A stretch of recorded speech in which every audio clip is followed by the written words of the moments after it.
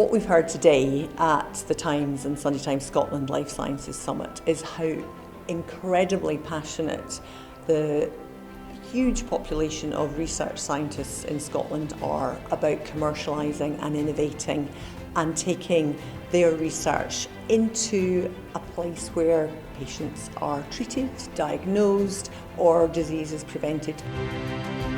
Over 700 life science companies and over 40,000 people employed, and a sector that grows year on year. You need to be able to prove that your science is globally competitive and will address a US market need. And if you have outstanding innovative science and it can be funded in the labs in Scotland, then it really doesn't matter where you're based in the world. That's the same, it could be a lab in any city, anywhere in the world, and global capital will be able to find you and fund you. Key moments that I think were really good was definitely talking about some of the challenges that the different early stage entrepreneurs are facing, their motivations behind why they started the company, why they're doing what they're doing, and how like some people working in academia for ages have now started companies. I think that was really interesting as well. The challenges of raising the capital that they need to get going, the next steps for them in what is, let's face it, a challenging climate.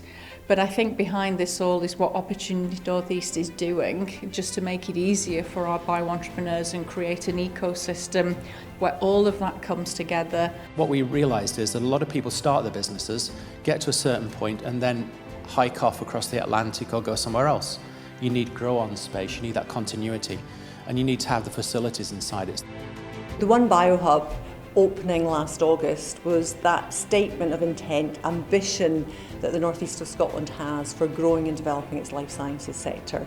Our researchers in the universities, people coming forward with ideas that are in the life sciences area, and in terms of digital opportunities and digital companies, it's that symbol and place that the people who are actually driving forward this industry sector can come together.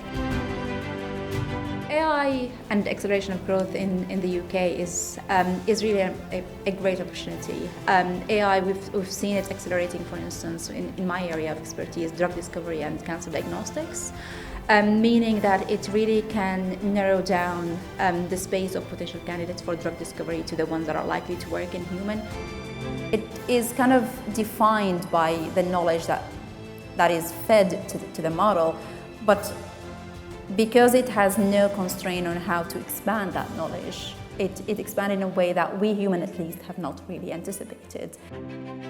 It's important at events like this to have a range of stakeholders, and I believe we've got 150 people here today at this summit at all stages of the journey, and also the folks who can support bio-entrepreneurs in that journey to commercialise a product.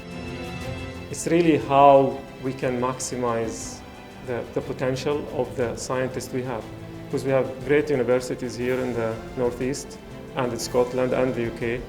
So how can we maximize their ideas by combining an approach between government, private and research institute all working together to grow this sector. Today we had strength in the Scottish connections, the regional connections and the UK connections. These are global health problems we're solving here in Scotland, here in Aberdeen.